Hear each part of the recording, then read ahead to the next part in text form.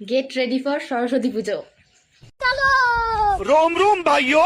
আজকে কোনো গেলাকোটার ভিডিও না, চলো সবার প্রথমে দেখা যাক সরস্বতী পুজোয় আমি নিজের এই থোবনাটাকে কিভাবে সেট করেছিলাম। সবার প্রথমে একটুখানি ক্রিম মেখেছিলাম।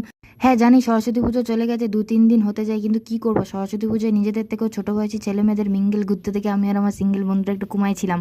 বর্তমানে যেটা আমি লাগাচ্ছি সেটার নাম আমি জানি না, আমার মা আমাকে এটা লাগাতে বলেছিল, কিন্তু আমি আমার ফেসের দাগ নিয়ে মোটেই ডিসস্যাটিসফাইড নয়, কারণ যাদের গায়েতে একটু দাগ থাকবেই, তাই না।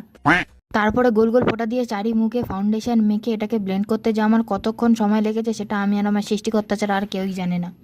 তারপরে সারা মুখে সোজা সোজা করে লিপস্টিক রূপী ফাউন্ডেশন দিয়ে আমার চোখের ডার্ক সার্কেলগুলো ঢাকার চেষ্টা করছিলাম। এটার নাম আমি জানি না। একজন মেয়ে হয়েও মেকআপ সম্পর্কে একটু জ্ঞান না থাকার জন্য আমি অত্যন্ত দুঃখিত নই, কারণ মেকআপ করলেই চাঁদের গায়ের দাগ বেড়ে যায়।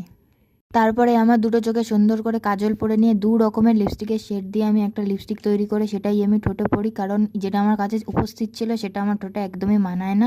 তারপরে ব্লাশারের অভাবে আমি সেই লিপস্টিকের সাথে একটু ক্রিম মিখেই আমি মুখের ব্লাশার তৈরি করি। তারপর আবার ব্লেন্ডার দিয়ে ব্লেন্ড করে দিই ড্যাপ ড্যাপ ড্যাপ করে। তারপরে ব্লাশার লাগানো কমপ্লিট হয়ে গেলে এইবারে শুরু হয় মেন খেলা। A few moments later. অবশেষে টিপ খোঁজার যুদ্ধে জয় হয়ে আমি আমার ঠাকুমার কাছে যাই শাড়ি পরতে, আর তারপর শাড়ি পরে এটা ছিল আমার ফুল লুক। সবাই কেমন লাগলো অবশ্যই জানিও, আর সবাই খুব ভালো থেকো। দেখা হচ্ছে নেক্সট ভিডিওতে। টাটা।